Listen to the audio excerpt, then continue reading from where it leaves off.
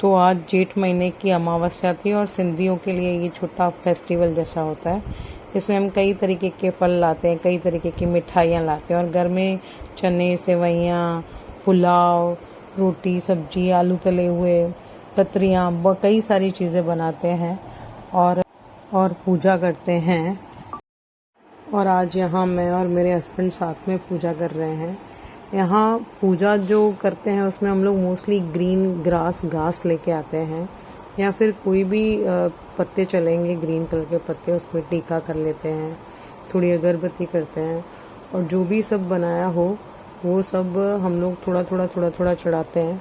और सिंधी में मेरी मम्मी बोलती थी, आमड़ा लीमड़ा खाई बरियम पेटड़ा, जीअन मुंहिंजा बचड़ा, जीअन मुंहिंजा बावरा, जिए मुंहिंजो गोटड़ो, जेठ के सयूं खारायां, पेड़ा खारायां, ताम खारायां और मां भी खावां।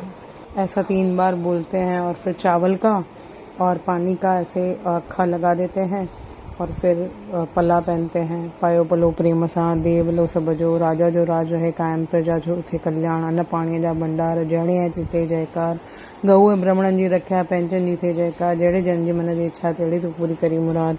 ऐसा करके बस हम पूजा पूरी करते हैं और बस घर की शांति के लिए दुआ मांगते हैं।